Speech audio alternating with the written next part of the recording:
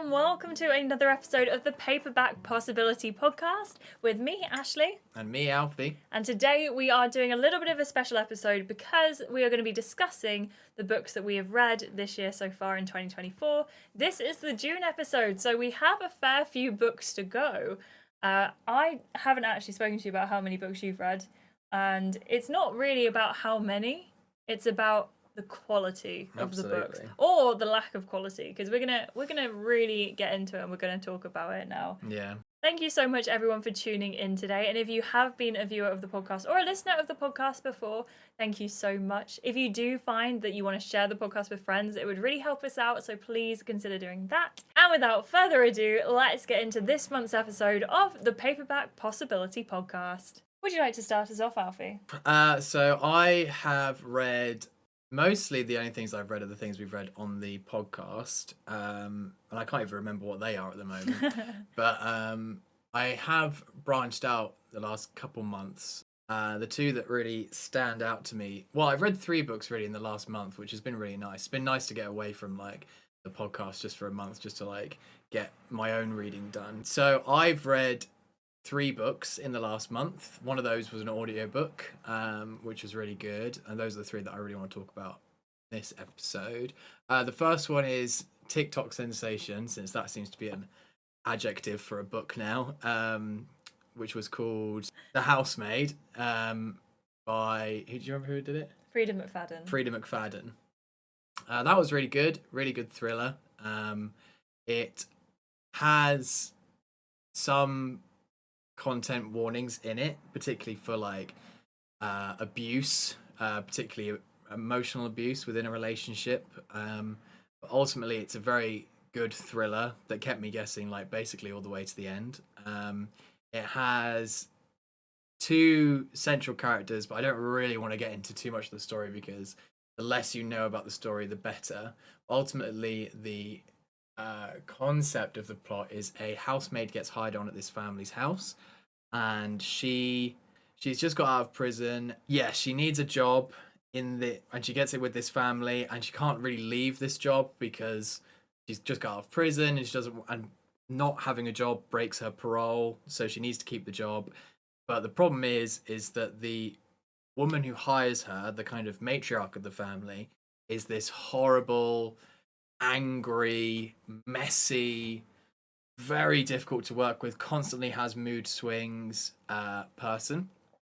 And the daughter is just this spoiled, horrible, very difficult to work with child. But she sticks with it because, you know, she has to stay in the job. But the patriarch of the family, the man in the house, is this very attractive man who she very slowly starts to have flirtations with. And that's about as far as I'll take the description of the plot. But it is a really good story because it just really... It doesn't really stop twisting and turning the whole way through it. And I very much felt, as I read it, that I felt like I knew where it was going to go at the start. And then that quickly was flipped on its head. And then it was flipped on its head again. And then it was flipped on its head again right at the end. And the way it ends is really satisfying. It is part of a series, but I think it's more of an anthology series than actually like a sequel. I've got the next book, which you kindly bought for me. Yes, The Housemaid's Secret, which is also Frida McFadden, but it's not about the same characters. It's just about a new character, but I think within the same sort of themes and setting. So yeah, I really enjoyed that, and that was one of the first ones that I read this year. That's really good. What would you rate it? I'd probably give it like a 4 out of 5. It was a very easy read, which was really nice. I did find myself skimming through it a lot, which is a good and a bad thing, because it felt very much like a lot of what I didn't really need to pay like full attention to the book to really get everything out of it, which was nice. But at the same time, it's not something that you pick up and you'll finish it and go, oh my god, that was one of the best books I ever read. Yeah. But it's like nice, easy thriller, like comfort food, and yeah, I enjoyed it. Good, I'm glad. That was also the foray for you into paperback books again. Yeah, so I gave up my Kindle, gave it to you. Yes. which I'm very glad about because I was feeling very overwhelmed by the sheer amount of books that I had on my Kindle library and the sort of constant barragement of Kindle deals and Kindle things, and I just really missed holding like a book in my hands and feeling that accomplishment having finished a book. I'm really glad to have done that and made that switch because I'm feeling a lot better about my reading, feeling a lot more in control of everything I'm reading, which Good, I'm really glad. I have been very much enjoying Alfie's Kindle because he gave me his old one, as he just said, but my Kindle, I worked out, is like 10 years old and it's very slow. So it's very nice to just be able to sit there and actually read. But at the same time, Alfie and I this month went to, or we rediscovered charity shops and books in charity shops. So when we were looking at sort of boosting Alfie's anthology of books and trying to find things that he could read, we went to the charity shops and we found some local ones to us that were doing things like one book for £1, buy one get one free, like the same. So it was really, really good. So we picked up a whole bunch of stuff. So you have got a massive to read. Yeah, I do have. I still do have a big TBR, but it's all handheld. But it's all there. I can see it, and also what's been really nice is having read those two books. Those two books are now on the bookshelf, and I can see them. And I don't know, maybe it's just a weird thing that I have, but to me, I felt like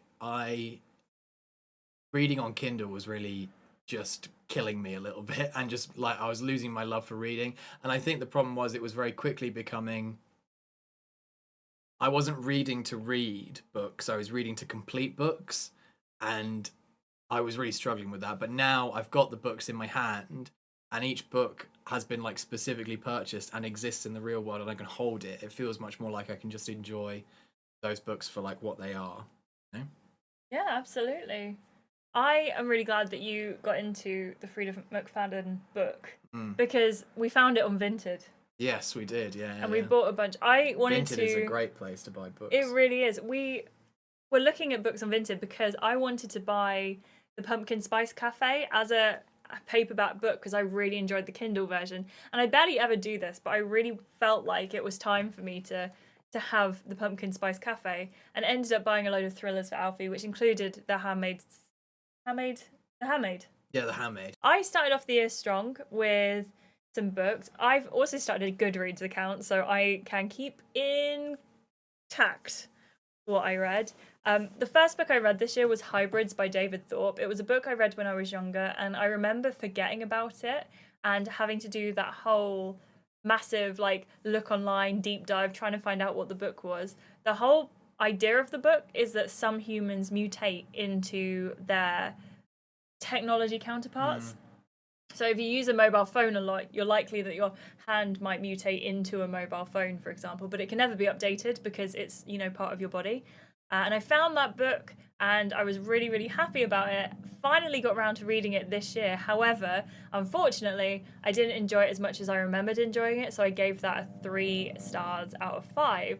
But if you want something that you can sit down and read in like 1 or 2 sessions, it is like a young adult / teen / like sort of like for 13 to 17-year-olds, that kind of area.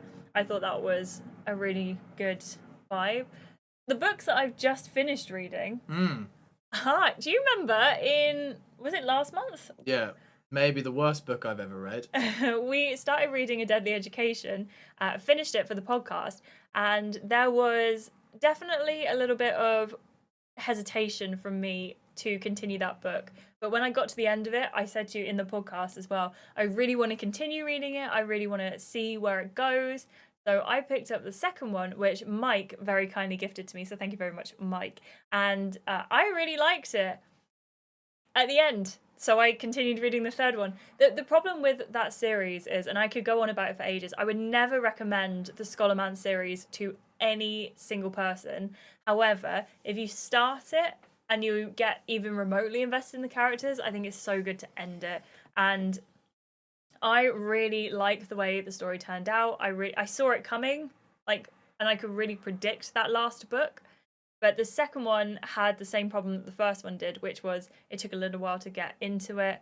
and there's a lot of lore dumps. And I think the third one really worked on that.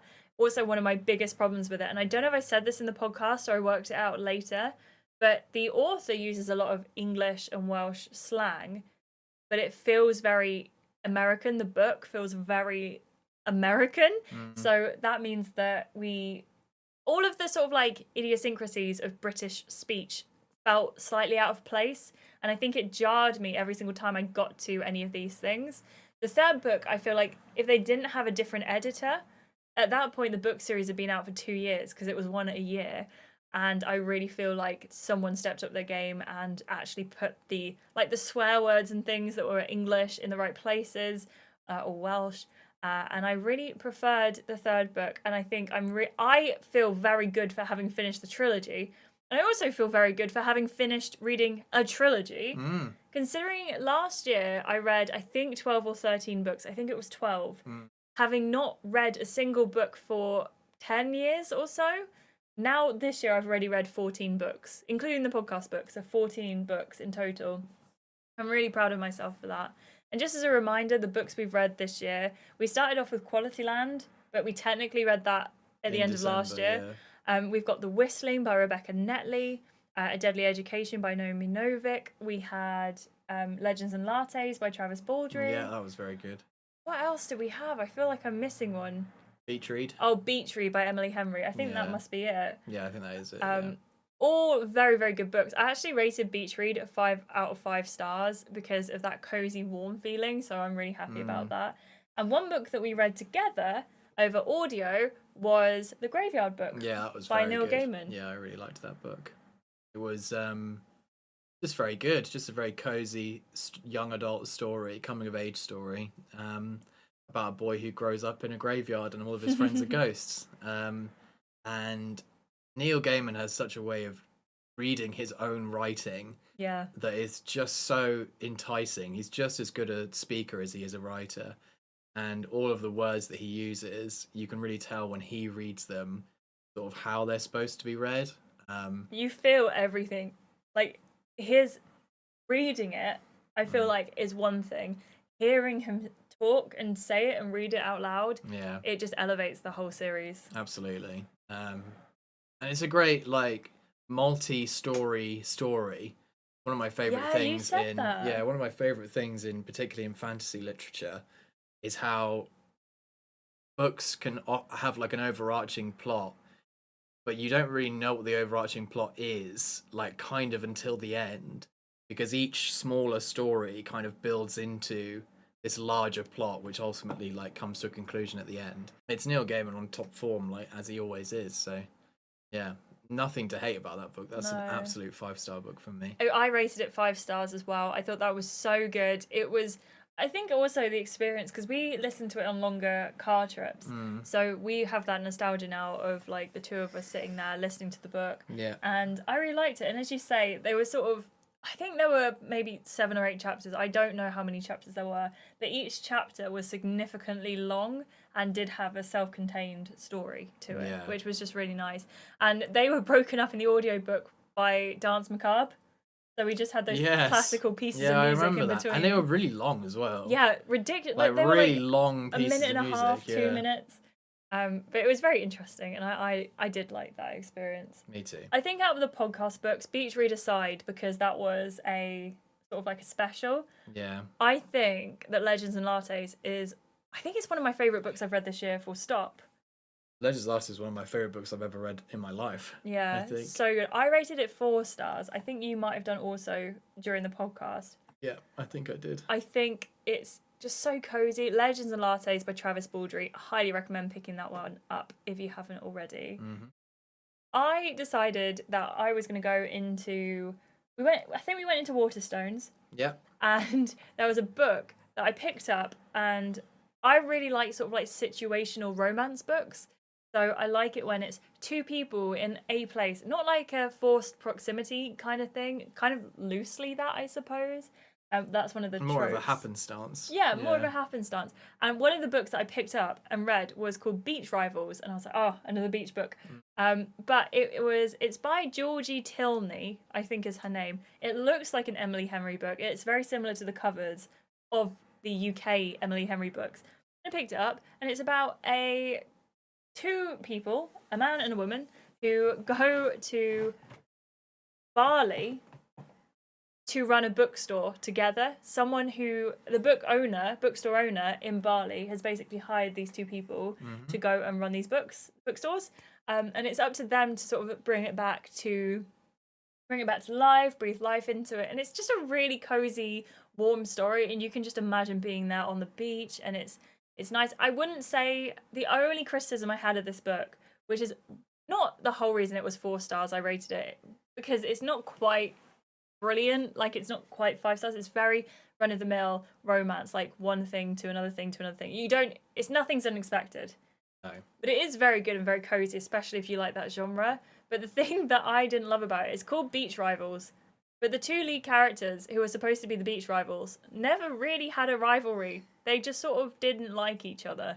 I would also say the same beach read, though, because very little of beach read actually happens on the beach. That's so true. It all happens inside. That is so, so true. So there's definitely a little bit of misnomers going on for the titles. Beach lies. Beach lies. Yeah, I'll call it the beach lies subgenre of romance. Lies about the beach. Lies about the beach. Speaking of lies about the beach, but not really, you've just finished another book, and we picked this one up in A Forbidden Planet. We took a risk on it for 99p. Yeah, so my favourite video game of all time is Resident Evil 2, the remake. So we saw this novelisation of that game in Forbidden Planet, and it was only 99p, and you very kindly were like, well, I have to buy it, because I know how much he loves that. So if you know anything about the Resident Evil series as a whole, the video games, the movies, the books, you know it's just like cheesy B-movie, zombie, corporate, scientific horror. And this book is all of those things in one. It is one of the cheesiest books I've ever read, but it captures the heart of the Resident Evil series and the sense of style that Resident Evil has, and how Resident Evil just happens in this such a strange, like, other parallel universe to our own. There's nothing realistic about the Resident Evil series at all, and it really leans into that both in the books and the video games and the movies. And I really enjoyed it for that fact. I found it to be very very fast paced, which was nice. And even for somebody, I'm so familiar with that story, they even had like characterizations, particularly of the two like human antagonists in the story, were very different to how they are in the video games, which I thought was really, really cool. So I got a lot out of it for that reason. And ultimately, I think even if you don't really like Resident Evil, if you're just looking for like schlocky, pulpy horror, it's very, very good. I wouldn't give it probably higher than a 3-star, because it is that particular brand of fiction, and that particular brand of style definitely has a glass ceiling on it. But it has that culty potential, and I'd read that book again over and over. I thought it was very, very good. So yeah, I really, really enjoyed that. I'm really glad you did. It was just, we just took a risk on it, really. Definitely, yeah. Though I think there were like 2 or 3 titles there, and we just went, well, we know this one's probably going to be okay, so we'll pick it up. Yeah. But there's like 11 books in that series, so yeah, very good. I've been really getting into my romance. So I tend to pick up books on Amazon when they're 99p, because I am a Kindle reader. Yeah. So I tend to pick them up if they're 99p. One of those books was Tex Miller is Dead. I've rated it 4 stars. And looking back, I don't know if I'd still give it 4 stars, but I like to rate my books just after I finish them on feeling. And that clearly gave me like a bit of a cozy vibe. And actually, I did really enjoy it. And I think I read it in almost a day. So I really liked that. The other quick read I picked up, which wasn't actually that quick, but I, again, read it quite fast, was The Tea Shop Witch, which is the first in quite a long series by Thora Bluestone. And that book, if you want a jump scare halfway through a book, that is the one to go for. I rated that 4 stars as well. That was quite cozy and warm, but it's one that if the sequels, if they go on sale on Amazon, I will pick them up and I'll read them 100%. And I've actually been thinking about it quite a lot, which is always a good thing. always a good thing. Yeah, definitely. But I wouldn't jump to. I think it's like £2.30 at the moment, which is actually okay. I think it was like $3 or $4.99 beforehand. So I've been waiting for it to go down. And if this is as far as it will go down, I might still have to pick it up because I really liked it. But again, it's just one of those, like, I don't really feel there's much pressure to read it. It's just kind of I have fallen in love with saying a frothy book. Just frothy. It's just like, it's a bit of nothing, but it's a bit of something. Like, it's got just substance, but at the same time, if I never read it, my life wouldn't be changed. But you enjoy the process. I enjoy it. I think I actually read this book in the bath, which is a very interesting thing because I never take baths. You've never mentioned this book to me, so. Did I not? No. Oh. I don't remember. Yes, I did. I you? did, but I can't tell you what it is on the podcast because I told you about the spoiler. It was like a really big thing that happened, and I was like, I cannot believe this has just happened. So I'll have to catch you up afterwards. But if you want a book that has a jump scare in the middle, that is the one for you. Did you read any books this year so far that you thought were particularly good? Yeah, I think for me it would be Legends and Lattes for one.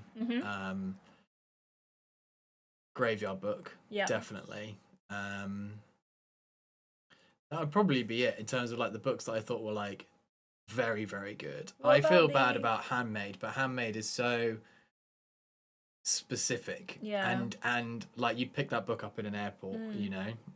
So yeah, I can't give it that high just because of what it is. It was alright. So you've read some Brandon Sanderson this year? Yeah, yes, I did finish the first Mistborn book. The problem that I have with Brandon Sanderson, and you know what I'm like. I'm in this like horrible place with my reading at the moment where I want to read big fantasy books, but I just can't quite get into them. I really want to, like, the community around epic fantasy is so amazing and the people around it are so passionate, and I like want to be a part of that. Yeah. But it's just there's something in all of that I just can't quite get over the hump. So I listened to the whole of Mistborn, and that took me a long time. Like, that took me, I would say, it was a 25-hour audiobook, and it took me about 3 or 4 months to get through the whole thing. And I remember finishing that. I got back from the gym and I sat down and I was awake and it was really early in the morning. I was like, you know, I'm just going to sit and just listen to the rest of this. And I listened to the last like 2 hours of it, and then it finished. And I thought, well,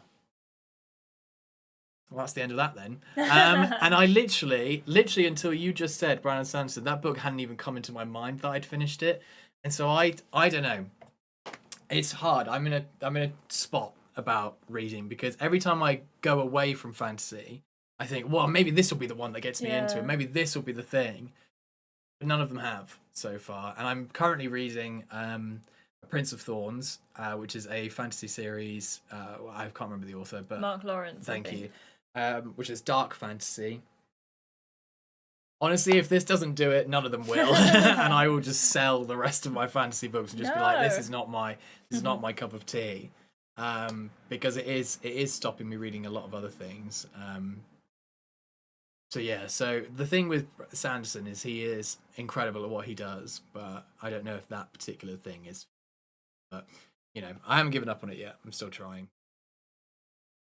I think it's very telling that right up until you said you've read some Brandon Sanderson, I'd completely forgotten that I'd listened to Mistborn and was but the books that come to my head when I think about like what I've read are the more local stories, the thrillers, the horrors, the things like Legends and Lattes, which have a lot more slice of life and heart about them. And yeah, so stay tuned, you know.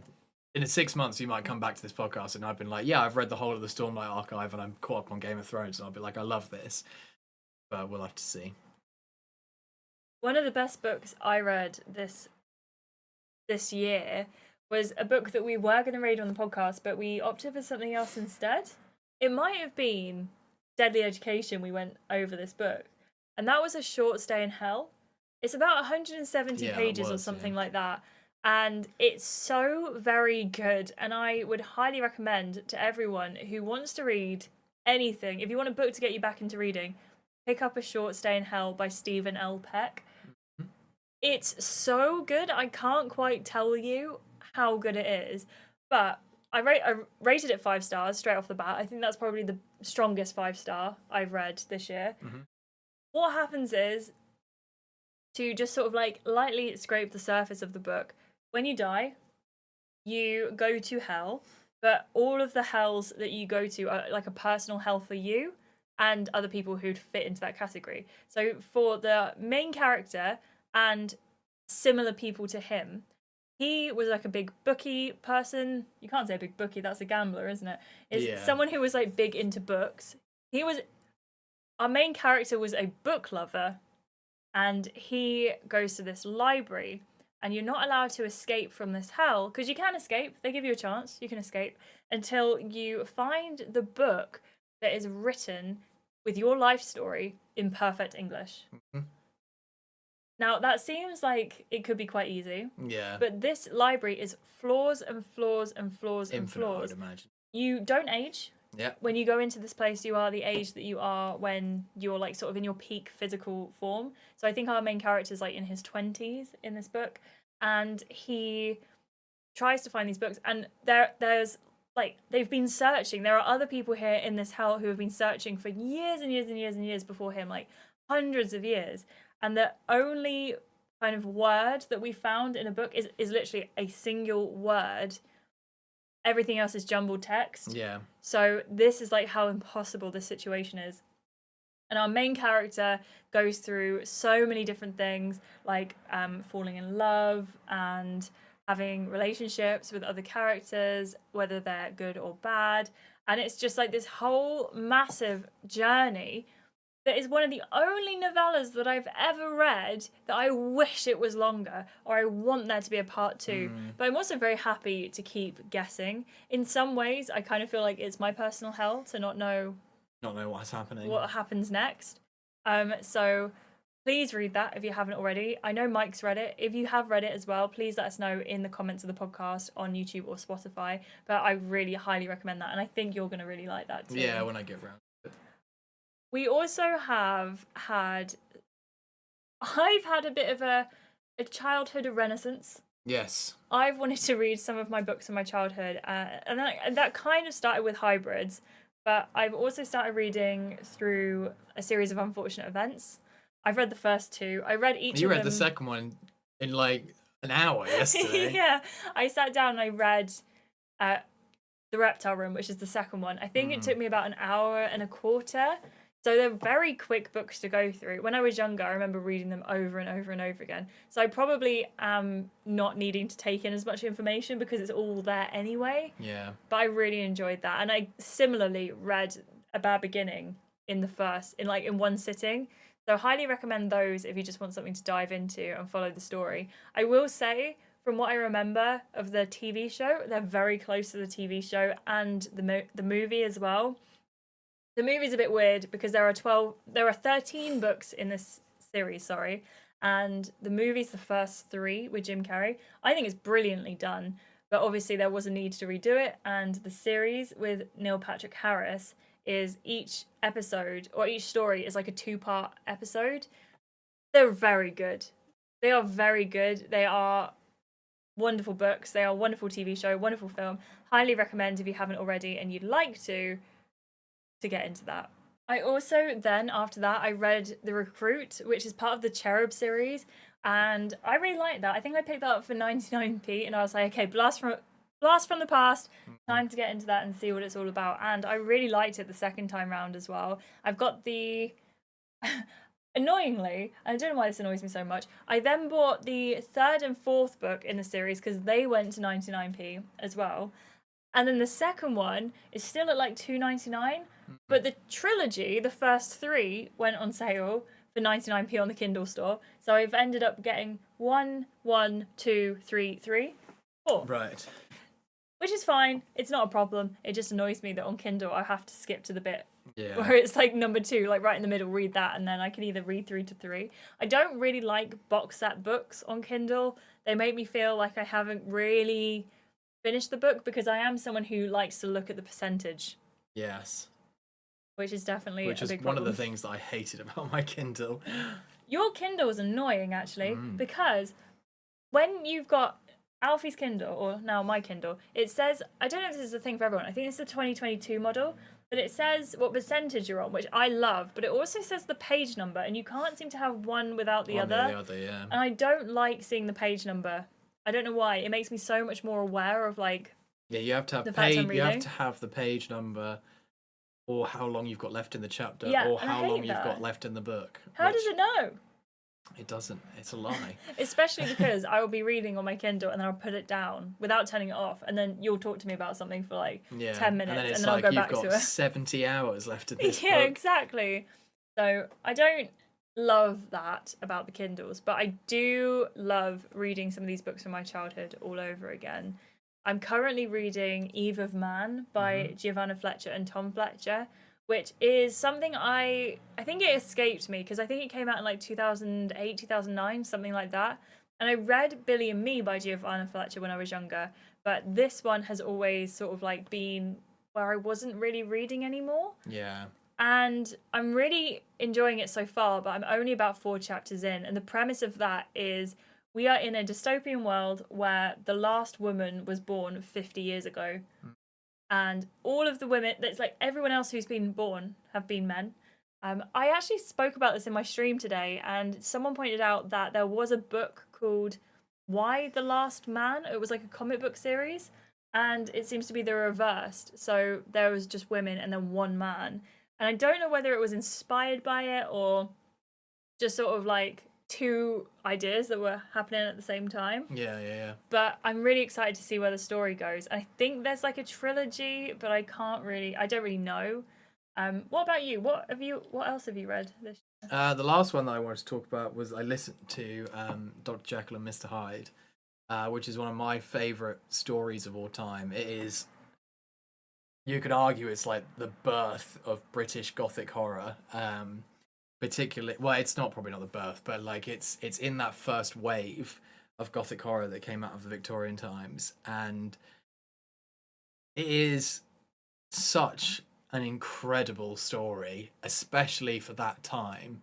One of the things that I love about horror, and I've always loved about horror, is horror gives you a snapshot into what people were afraid of that particular time. So there's always that historical reference with horror.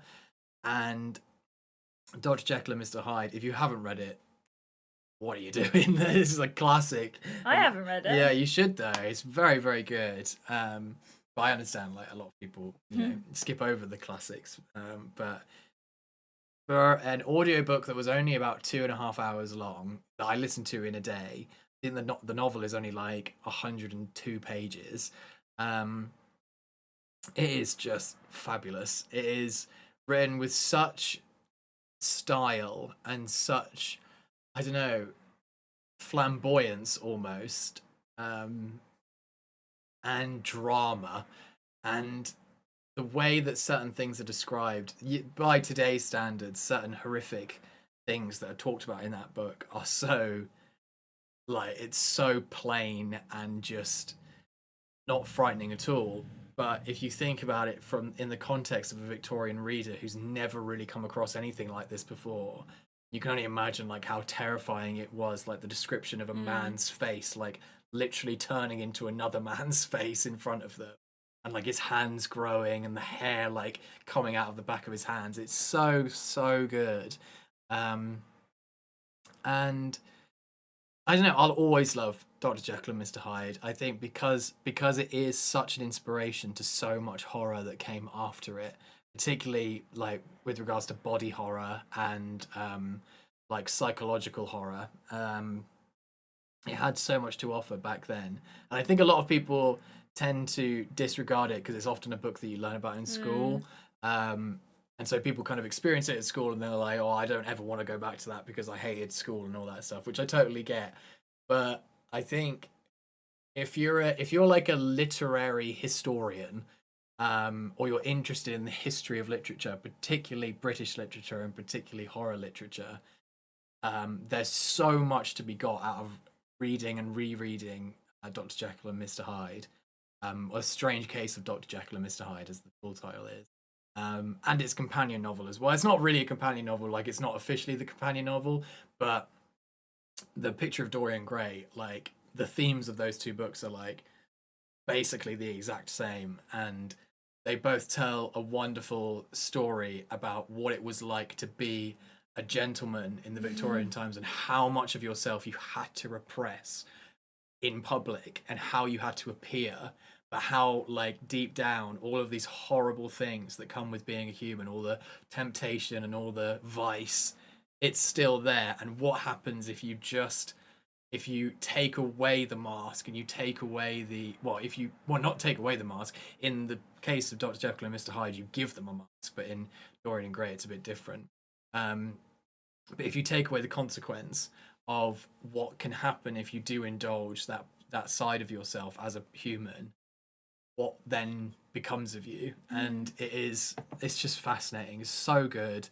And not even just for the academic point, the way that it's written and the way that it's read, particularly in the audiobook that I listened to, and unfortunately I've forgotten who read it because he was absolutely brilliant. He sounded like Brian Cox, but it wasn't Brian Cox. It was just fantastic, and I would recommend to anyone who has never read it that they should definitely, when they are ready, go and read Strange Case of Dr. Jekyll and Mr. Hyde, because it is just fabulous. Did you put it on your Goodreads at all? Yeah, I did, but I put it as the book itself, not the audio book. Yeah. Oh, that's such a shame. If we find it, I'll leave it linked in the description. Yeah. But I know you really liked it, which is just amazing. Oh, so good, yeah. It's just so good. In terms of what's coming up next, I think that's pretty much all of the books I've read, but I've probably missed a couple here and there. Yeah. Is there anything that you're really looking forward to reading? I have a lot of books in my TBR, which are a lot less intense than a lot of the stuff that I've been reading recently. Is this mine? It's yours, yeah. Yeah.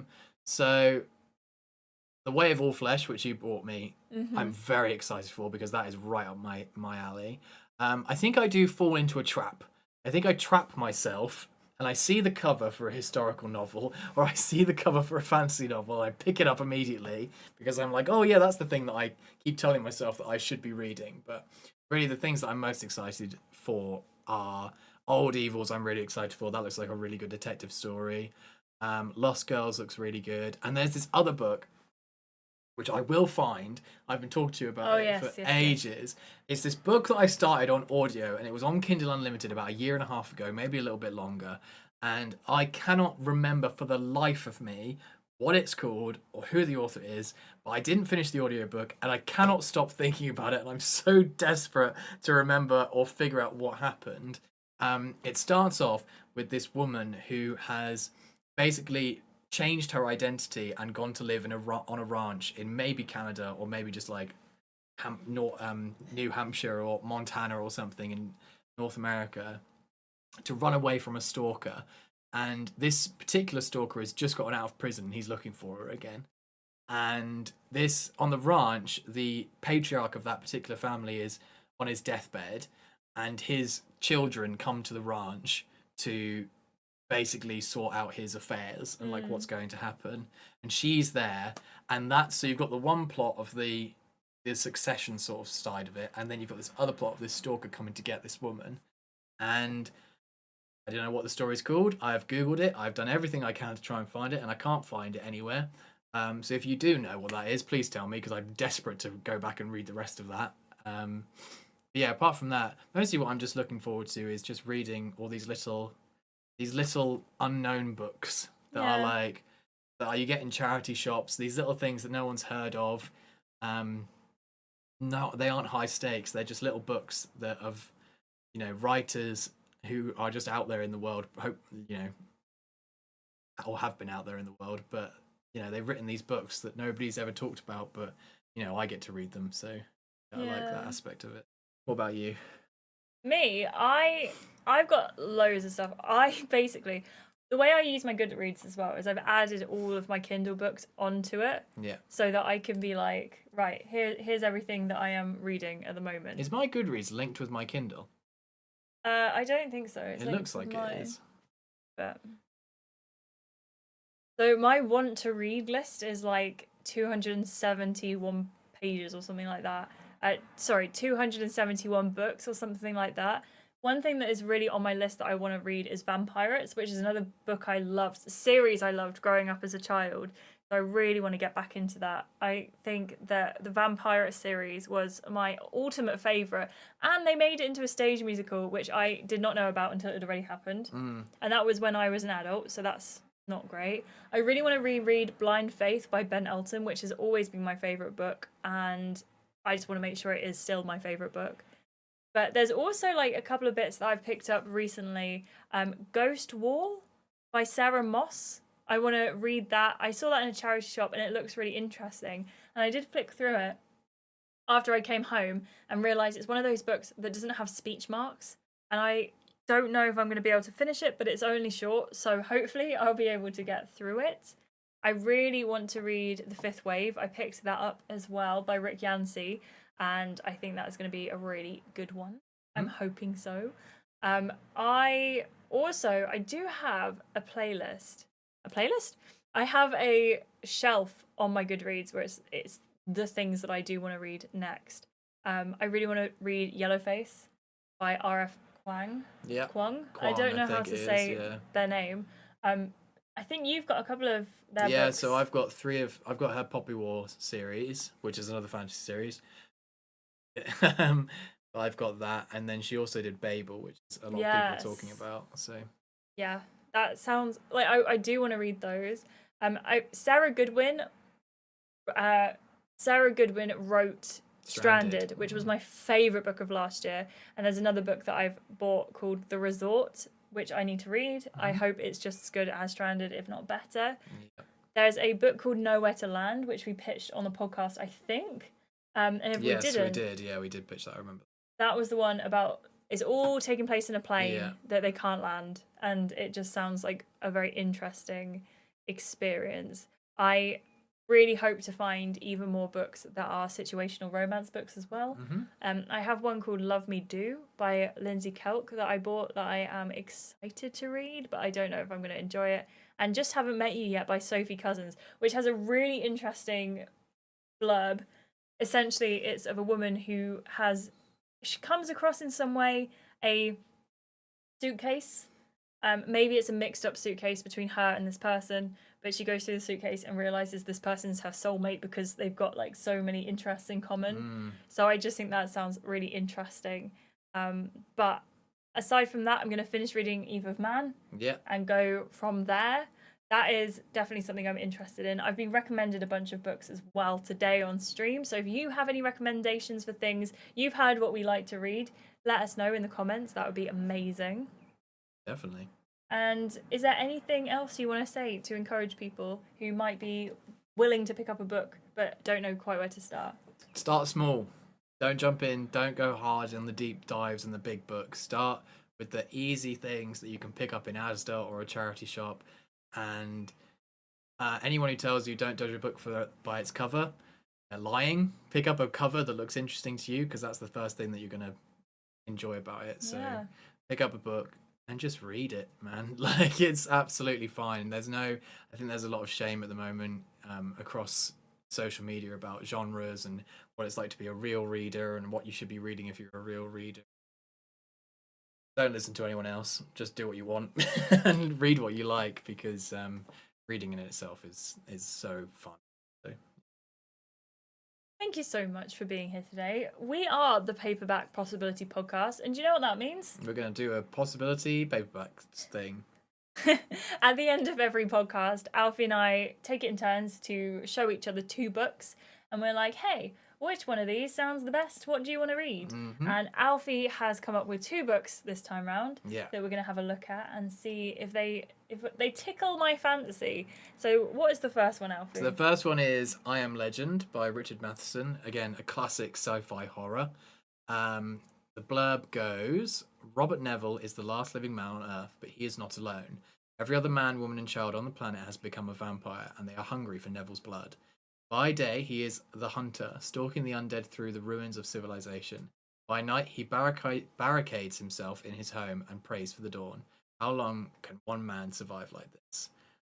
Obviously, a classic that inspired a pretty good movie. I love I Am Legend. I've never read the book, but the film was one of my favourites. Yeah, so excited that has that potential. And the other one is The Haunting of Steyr House by Amy Cross, who we still don't know if that's a collective, because Amy Cross pumps out about 4,000 books a year. So the blurb for this one goes, when Parker and her mother move into Steyr House, they immediately notice that something's not quite right. They have no key for the garage, and anytime they try to get inside, they end up distracted. A mysterious black cat patrols the property, seemingly waiting for something or someone. Strange noises at night hint at a hidden presence that lurks in the shadows. Soon Parker discovers that Steyr House has many mysteries. As she gets to know a local historian from the nearby village, she starts to uncover a horrifying web of lies, secrets, and deaths, all connected to someone who lived in the house more than a century earlier. But is the past willing to stay buried, or is there some truth to the rumours of ghostly encounters and witchcraft? I can't lie to you, Alfie. They both seem really good. Yeah, definitely. And I really want to read both. They're both shorter books. You've picked shorter books this time around. Definitely. So The Haunting of Steyr House is 188 pages. The I Am Legend is 175 pages. Basically the same. I really want to read I Am Legend. I really do, and I've wanted to for a long time. But I have seen the film before, and I am somewhat knowledgeable about the story. Which makes me really want to go for The Haunting of Steyr House. It is a book in a trilogy. Yeah, the first one. The first book in the trilogy, yeah. And that, I don't know if that makes it better or worse, because you know me, I do prefer my standalone books. Sure, yeah. But it is only a quick read. Both of them are. So I think I'd like to go for the Amy Cross book. This one is 20 in British horror fiction, 34 in occult horror on the Kindle store, and 46 in occult horror in books. Occult horror is my favourite.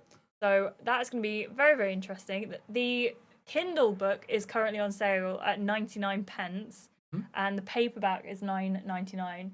So if you want to read that, pick it up. Maybe find it in a charity shop, maybe find it on Vinted. Absolutely. Please do read along with us. And the next episode of the podcast will be coming out on July 22nd, if all goes to plan, where we will be discussing The Haunting of Steyr House by Amy Cross. Thank you for bringing those to us. Thank you. And letting us choose which book we're going to read today. Are you reading any good books? Please do let us know. And which one should we be reading? Thank you so much for listening to the podcast or watching it. You can watch this on YouTube or Spotify, depending on what you would prefer. Or you can listen to it on Spotify. You can't watch it on Spotify. Not yet. Not yet. But thank you so much for being here. I really appreciate you all so, so much. Alfie, I really appreciate you coming onto the podcast. Of course. And talking to me about books today. It's been an absolute pleasure. Always is. And I have been Ashleigh. I've been Alfie. And thank you so much for listening to the Paperback Possibility Podcast. We will see you in the next one. Goodbye. Bye.